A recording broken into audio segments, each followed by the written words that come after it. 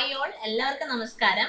എൻ്റെ civil engineering YouTube ചാനലിലേക്ക് സ്വാഗതം. നമ്മൾ water authority overseer grade 3 revision series ആണ് നടന്നുകൊണ്ടിരിക്കുന്നത്. നമ്മൾ ബിൽഡിംഗ് മെറ്റീരിയൽസ് ആൻഡ് കൺസ്ട്രക്ഷൻ ആണ് ഡിസ്കസ് ചെയ്തുകൊണ്ടിരിക്കുന്നത്. നിങ്ങൾ ആരെങ്കിലും ഈ ചാനൽ സബ്സ്ക്രൈബ് ചെയ്തിട്ടില്ലെങ്കിൽ ചാനൽ സബ്സ്ക്രൈബ് ചെയ്ത് സപ്പോർട്ട് ചെയ്യുക. മാത്രമല്ല, നിങ്ങൾക്ക് ഈ ഒരു സീരീസ് എത്രത്തോളം നിങ്ങളുടെ എക്സാമിനേഷൻ പ്രിപ്പറേഷൻ യൂസ്ഫുൾ ആകുന്നു എന്ന് കമന്റ് ചെയ്യുക. എന്തെങ്കിലും സജഷൻസോ ടോപ്പിക്സോ നിങ്ങൾക്ക് ഉണ്ടെങ്കിൽ അതും കമന്റ് ചെയ്യാൻ മറക്കണ്ട. ഓക്കെ, അപ്പോൾ നമുക്ക് വീഡിയോയിലേക്ക് കടക്കാം. Okay, first question, the window that project outside the external walls of a room is known as. അതായത് റൂമിന്റെ എക്സ്റ്റേണൽ വാൾസിൽ നിന്ന് പ്രൊജക്ട് ചെയ്ത് നിൽക്കുന്ന വിൻഡോ എന്ത് വിളിക്കും? Domar window, corner window, bay window, clear story window. Windows സ്ഥിരം ചോദിക്കുന്ന ചോദ്യമാണ്. വിൻഡോസിൽ നിന്ന് ഒരു ക്വസ്റ്റ്യൻ ഉറപ്പാണ്. ഒരു മാർക്ക് നിങ്ങൾക്ക് ഇവിടെ ഉറപ്പിക്കാം. വിൻഡോസിൽ നിന്ന് എന്തായാലും ഒരു ചോദ്യം ഉണ്ടായിരിക്കും. ഓക്കെ, അപ്പൊ നമുക്ക് പലതരത്തിലുള്ള വിൻഡോസ് ഒന്ന് കണ്ടു നോക്കാം. ആദ്യം കേസ്മെന്റ് വിൻഡോസ് ആണ്. അതായത് നമ്മുടെ ഡോറിനെ പോലെ തന്നെ തുറക്കാൻ കഴിയുന്ന വിൻഡോസിനെയാണ് നമ്മൾ എന്ത് വിളിക്കുന്നത്? Casement window. എന്താണ് വിളിക്കുന്നത്? Casement window. Shutters of these windows open like doors. Okay, അതാണ് കേസ്മെന്റ് വിൻഡോസ്. ഇനി രണ്ടാമത്തെയാണ് double hung windows. Double hung windows എന്ന് വെച്ച് കഴിഞ്ഞാൽ നമുക്ക് ഗ്രൂവ്സിനുള്ളിൽ സ്ലൈഡ് ചെയ്ത് പോകാൻ പറ്റുന്ന ടൈപ്പ് ഓഫ് വിൻഡോസിനെയാണ് ഡബിൾ ഹങ് വിൻഡോസ് എന്ന് പറയുന്നത്. അപ്പൊ അതാണ് രണ്ടാമത്തെ ടൈപ്പ് എന്ന് പറയുന്നത്. മൂന്നാമത്തെ പിവോട്ടഡ് വിൻഡോസ് ആണ്. ഫിഗറിൽ കാണുന്ന പോലെ ഏതർ ഇങ്ങനെ മുകളിൽ അല്ലെങ്കിൽ രണ്ട് സൈഡിലായിട്ട് പിവോട്ട് ചെയ്ത്, ഒരു സൈഡിൽ ഇങ്ങനെ പിവോട്ട് ചെയ്ത് വെച്ചിട്ടുള്ള വിൻഡോസിനെയാണ് പിവോട്ടഡ് വിൻഡോസ് എന്ന് പറയുന്നത്. പിന്നെ സ്ലൈഡിംഗ് വിൻഡോസ് നമ്മുടെ സാധാരണ സ്ലൈഡിംഗ് ഡോർ പോലെ തന്നെയാണ് സ്ലൈഡിംഗ് വിൻഡോസ്. ഇനി ലോവേർഡ് വിൻഡോസ് ഉണ്ട്. അതായത് നമുക്ക് പ്രൈവസി നിലനിൽക്കുന്നതിനോടൊപ്പം തന്നെ എയറിന്റെ പാസേജ് സഹായിക്കുന്ന ഇത്തരത്തിലുള്ള വിൻഡോസിനെ നമ്മൾ വിളിക്കുന്ന പേരാണ് ലോവേർഡ് വിൻഡോസ് എന്ന് വിളിക്കും. ഓക്കെ, ഇനി സാഷ് ഓർ ഗ്ലേസ്ഡ് വിൻഡോസ് എന്ന് പറഞ്ഞാൽ ഇതുപോലെ തന്നെ ഗ്ലാസ് ഇട്ട ടൈപ്പ് ഓഫ് വിൻഡോസ് ആണ് സാഷ് ഓർ ഗ്ലേസ്ഡ് വിൻഡോസ്. അടുത്തത് കോർണർ വിൻഡോസ് ആണ്. അതായത് നമുക്ക് ഇതുപോലെ കോർണറിൽ കൊടുക്കും. രണ്ട് ഡയറക്ഷനിൽ നിന്നും എയറും ലൈറ്റും വിഷനും ഒക്കെ വേണമെങ്കിൽ നമ്മൾ അന്നേരം കൊടുക്കുന്ന കോർണറിൽ കൊടുക്കുന്ന വിൻഡോസ് ആണ് കോർണർ വിൻഡോസ്. ഇനി ഗേബിൾ ഓർ ഡോമർ വിൻഡോ എന്ന് പറഞ്ഞാൽ നമ്മുടെ റൂഫിന്റെ മുകളിലത്തെ ഭാഗത്തിൽ ഇങ്ങനെ കൊടുക്കുന്നതിനാണ് ഗേബിൾ ഓർ ഡോമർ വിൻഡോ എന്ന് പറയുന്നത്. ഇനി ബേ വിൻഡോസ് ആണ്. ബേ വിൻഡോസ് ആണ് എന്താണ് നമ്മുടെ എക്സ്റ്റേണൽ വോളിൽ നിന്ന് പുറത്തേക്ക് പ്രൊജക്ട് ചെയ്ത് നിൽക്കുന്ന വിൻഡോസ് ആണ് bay Windows. Then clear story window എന്ന് പറഞ്ഞു കഴിഞ്ഞാൽ സീലിംഗിന്റെ മുകൾ ഭാഗത്തായിട്ട് ഇങ്ങനെ കൊടുക്കുന്ന വിൻഡോസിനെയാണ് നമ്മൾ ക്ലിയർ സ്റ്റോറി വിൻഡോസ് എന്ന് പറയും. ഓക്കെ, അപ്പൊ നമുക്കിവിടെ ഓപ്ഷൻ എന്താ വരിക? ഓപ്ഷൻ സി, ബേ വിൻഡോ ആണ് നമ്മുടെ കറക്റ്റ് ഉത്തരമായിട്ട് വരാം. ഓക്കെ, നെക്സ്റ്റ് ചോദ്യം. അക്കോർഡിംഗ് ടു രണ്ട് ടൈപ്പ് വിൻഡോ കൊണ്ട് നമ്മൾ പറയാനുണ്ട്. ലാൻഡേൺ വിൻഡോ ഉണ്ട്. ലാൻഡേൺ വിൻഡോ എന്ന് പറഞ്ഞാൽ ഫ്ലാറ്റ് റൂഫിൽ ലൈറ്റ് കടത്തി വിടാൻ വേണ്ടി നമ്മൾ കൊടുക്കുന്ന വിൻഡോസ് ആണ് ലാൻഡേൺ വിൻഡോസ്. സ്കൈലൈറ്റ് വിൻഡോ എന്ന് പറഞ്ഞാൽ അതുപോലെ തന്നെ സ്ലോപ്പിംഗ് അല്ലെ പിച്ച്ഡ് റൂഫിൽ നമ്മൾ കൊടുക്കുന്ന വിൻഡോസ് ആണ് സ്കൈലൈറ്റ് വിൻഡോസ്. ഓക്കെ, അടുത്ത ചോദ്യം. According to Indian standard specification the full strength of concrete is achieved after. കോൺക്രീറ്റിന്റെ ഫുൾ സ്ട്രെങ്ത് അല്ലെങ്കിൽ 99% ഓഫ് ദ സ്ട്രെങ്ത് നമുക്ക് കിട്ടുന്ന എത്ര ദിവസത്തിന് ശേഷമാണ്? 28 ദിവസത്തിന് ശേഷമാണ്. 28 days.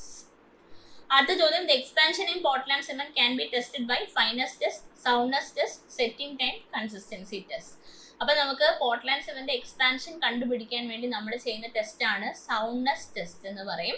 Setting time test, setting time കണ്ടുപിടിക്കാൻ. കൺസിസ്റ്റൻസി, സ്റ്റാൻഡേർഡ് കൺസിസ്റ്റൻസി കണ്ടുപിടിക്കാൻ. ഫൈനസ് കണ്ടുപിടിക്കാൻ വേണ്ടി. ഓക്കെ, സോ സൗണ്ട്നെസ് ടെസ്റ്റ് നമുക്ക് കണ്ടുപിടിക്കുന്ന ഒരു അപ്പാരറ്റസ് ഉണ്ട്. അപ്പാരറ്റസിന്റെ പേര് ലേ ഷാറ്റ്ലിയസ് അപ്പാരറ്റസ് എന്നാണ്.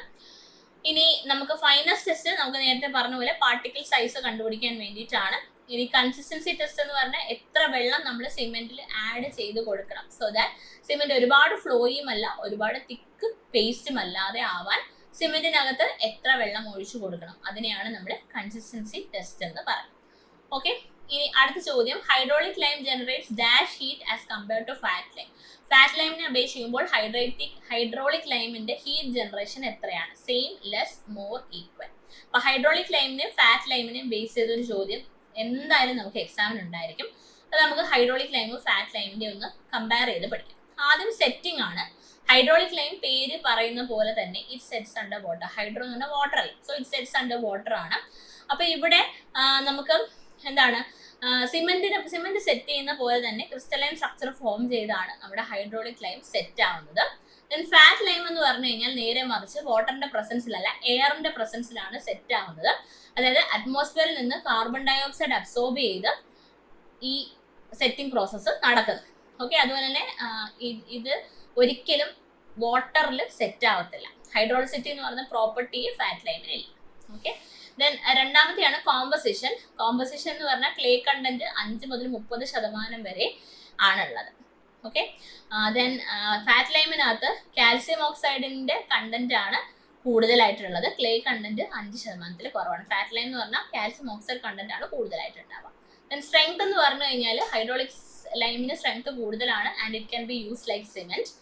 ഇനി നമ്മൾ ഫാറ്റ് ലൈം എടുത്തു കഴിഞ്ഞാൽ ഇറ്റ്സ് നോട്ട് സോ സ്ട്രോങ്, അത്ര സ്ട്രോങ് അല്ല. അതുകൊണ്ട് തന്നെ നമുക്ക് സ്ട്രെങ്ത് വേണ്ട സ്ഥലത്തൊന്നും ഫാറ്റ് ലൈം ഉപയോഗിക്കാനായിട്ട് സാധിക്കത്തില്ല. സ്ലേക്കിങ്ങിന്റെ കേസ് പറയുകയാണെങ്കിൽ ഹൈഡ്രോളിക് ലൈമിൽ സ്ലേക്കിംഗ് നടക്കുന്ന സമയത്ത് ഒരുപാട് ഹീറ്റ് ഒന്നും ലിബറേറ്റ് ചെയ്യത്തില്ല. അതുപോലെ തന്നെ വോളിയം എന്ന് പറയുന്നത് 1.5 ടൈംസ് വരെ ഇൻക്രീസ് ചെയ്യും. പിന്നെ മാത്രമല്ല നമുക്ക് ഈ വെള്ളം ഒഴിക്കുന്ന സമയത്ത് ഹിസ്സിങ് സൗണ്ട് എന്ന് പോലത്തെ സൗണ്ട് ഒന്നും ഫോം ചെയ്യത്തില്ല. പക്ഷേ ഫാറ്റ് ലൈം ആണെങ്കിൽ നമ്മൾ വെള്ളം ഒഴിക്കുന്ന സമയത്ത് തന്നെ വിഗറസ്ലി സ്ലേക്ക് ചെയ്യും. മാത്രമല്ല എന്ന് പറയുന്നത് ഹിസ്സിങ് സൗണ്ട് ഫോം ചെയ്യും. അതുപോലെ വോളിയം എന്ന് പറയുന്നത് 2 to 3 ടൈംസ് ആയിട്ട് ഇൻക്രീസ് ചെയ്യുന്നതായിട്ട് നമുക്ക് കാണാൻ സാധിക്കും. അത് ഏകദേശം ഒരു 3 മുതൽ 4 മണിക്കൂർ വരെ ഈ ഒരു പ്രോസസ്സ് കണ്ടിന്യൂ ചെയ്തുകൊണ്ടിരിക്കും. ഓക്കെ. ഇനി യൂസ് എന്ന് പറഞ്ഞാൽ ഹൈഡ്രോളിക് ലൈം നമ്മൾ തിക്ക് വാൾസിൽ അതുപോലെ തന്നെ ഡാം ഈർപ്പം വരുന്ന സ്ഥലത്തൊക്കെയാണ് ഹൈഡ്രോളിക് ലൈം ഉപയോഗിക്കുന്നത്. And fat lime white colour ആയതുകൊണ്ട് തന്നെ നമുക്ക് പ്ലാസ്റ്ററിങ്ങിനോ വൈറ്റ് വാഷിങ്ങിനോ അതുപോലെ തന്നെ മോട്ടാർ സുർക്കി മിക്സിൽ മോട്ടാറുമായിട്ടും ഒക്കെ ഫാറ്റ് ലൈം യൂസ് ചെയ്യാനായിട്ട് സാധിക്കും. അപ്പൊ ഇവിടെ നമ്മുടെ ചോദ്യം hydraulic lime generates dash heat as compared to fat lime. ഈ പ്രോപ്പർട്ടീസ് വെച്ച് നിങ്ങൾക്ക് ഇതിന്റെ ആൻസർ കമന്റ് ചെയ്യാം. ഓക്കെ. നെക്സ്റ്റ് ചോദ്യം, the rate of hydration and hydrolysis of cement depends upon soundness, fineness, setting time, tensile strength. Hydration എന്ന് പറഞ്ഞാൽ എന്താ? സിമെന്റും വെള്ളവും കൂടിയുള്ള കെമിക്കൽ റിയാക്ഷൻ ആണ് ഹൈഡ്രേഷൻ എന്ന് പറയുന്നത്. ഈ ഹൈഡ്രേഷന്റെ റേറ്റും സിമെന്റിന്റെ ഹൈഡ്രോളിസിസും എന്തിനെ ഡിപ്പെൻഡ് ചെയ്യും? ചെയ്യുന്ന സിമെന്റിന്റെ ഫൈനസിനെ ഡിപ്പെൻഡ്. നെക്സ്റ്റ് ചോദ്യം, lower end of hip rafter is generally supported on a diagonal piece of wood. അതായത് ഹിപ്പ് റാഫ്റ്ററിന്റെ ലോവർ എൻഡ് ഒരു ഡയഗണൽ പീസ് ഓഫ് വുഡിൽ സപ്പോർട്ടഡ് ആവും, which is laid across a corner of the wall. വോളിന്റെ കോർണറിൽ ഇതുപോലെ across ആയിട്ടായിരിക്കും വെച്ചിരിക്കുന്നത്. ഈ ഡയഗണൽ പീസിനെ നമ്മൾ വിളിക്കുന്ന പേര് എന്താണ്? അതായത് ഈ ഹിപ്പ് റാഫ്റ്ററിന്റെ ലോവർ എൻഡിനെ സപ്പോർട്ട് ചെയ്യുന്ന ഡയഗണൽ പീസിനെ നമ്മൾ എന്ത് പേരിട്ട് വിളിക്കും? Dragon beam, dragon tie, angle tie, all of the above. അപ്പൊ നമുക്ക് ഇതാണ് ഹിപ്പ് റാഫ്റ്ററിന്റെ താഴെ ഭാഗത്ത്, അതായത് ജനറലി ഒരു ഡയഗണൽ പീസ് ഓഫ് വുഡിലാണ് സപ്പോർട്ട് ചെയ്യുന്നത്. അത് കോർണർ ഓഫ് ദ വോളിലാണ് വെക്കുന്നത്. അതിനെ വിളിക്കുന്ന പേര് ഡ്രാഗൺ ബീം എന്നോ ഡ്രാഗൺ ടൈ എന്നോ ആംഗിൾ ടൈ എന്നോ വിളിക്കാറുണ്ട്. സോ ആൻസർ എന്താണ്? ഓൾ ഓഫ് ദി എബവ് ആണ്. അടുത്ത ചോദ്യം, wall thickness of garden wall bonds. Garden wall ബോണ്ടിന്റെ വോൾ തിക്നെസ് 20 സെന്റിമീറ്റർ.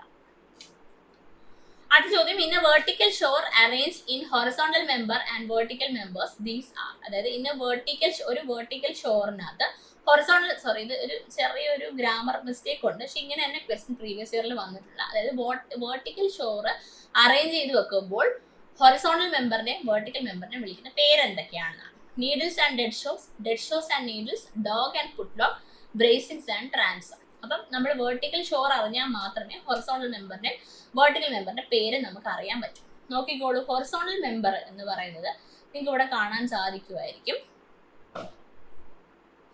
ഇതാണ് നമ്മുടെ horizontal member. And you can see vertical മെമ്പേഴ്സിനെയും കാണാൻ പറ്റുമല്ലോ. വെർട്ടിക്കൽ മെമ്പേഴ്സും ഉണ്ട്, ഹൊറിസോണ്ടൽ മെമ്പേഴ്സും ഉണ്ട്. അപ്പൊ ഇതിനകത്ത് നമുക്ക് ശരിക്കും പറഞ്ഞാൽ ടെമ്പററി സ്ട്രക്ചർ ആയിട്ട് നമ്മൾ പ്രൊവൈഡ് ചെയ്യുന്നതാണ്. അപ്പൊ നമ്മുടെ ഓപ്ഷൻസ് പ്രകാരം എന്തൊക്കെയാണുള്ളത്? നമുക്ക് നീഡിൽസ് ആൻഡ് ഡെഡ് ഷോസ് ആൻഡ് നീഡിൽസ്, ഹൊറിസോണ്ടലും വെർട്ടിക്കലും ആണ് ചോദിച്ചത്. അപ്പൊ നോക്കിക്കേ, നീഡിൽസ് എവിടെ? നീഡിൽസ് എന്ന് പറഞ്ഞാൽ ഹൊറിസോണ്ടൽ മെമ്പറാണ്. ഇതാണ് നീഡിൽ. അപ്പൊ ഹൊറിസോണ്ടൽ മെമ്പർ ആണ് നീഡിൽ എന്ന് പറയുന്നത്. അപ്പൊ നോക്കാം, ഹൊറിസോണ്ടൽ മെമ്പർ നീഡിൽസ്. അപ്പൊ ഓപ്ഷൻ എ ആണ് കറക്റ്റ് ആൻസർ വരിക. ആൻഡ് വെർട്ടിക്കൽ മെമ്പർ നിങ്ങൾക്ക് ഇവിടെ കാണാൻ സാധിക്കും. ഇതാണ് വെർട്ടിക്കൽ മെമ്പർ. ഈ വെർട്ടിക്കൽ മെമ്പറിനെ വിളിക്കുന്ന പേരാണ് dead shows or vertical shows. അപ്പൊ vertical members dead shows or vertical ഷോസും, horizontal മെമ്പറിനെ വിളിക്കുന്ന പേരാണ് നീഡിൽ. പഠിച്ചു വെക്കുക കേട്ടോ. ഓക്കെ, അപ്പൊ ഇത്രയേ ഉള്ളൂ. ബാക്കി നമുക്ക് അടുത്ത വീഡിയോയിൽ ഡിസ്കസ് ചെയ്യാം. Thank you. അപ്പൊ ചാനൽ ആരും സബ്സ്ക്രൈബ് ചെയ്തിട്ടില്ലെങ്കിൽ ചാനൽ സബ്സ്ക്രൈബ് ചെയ്യാം. Thank you.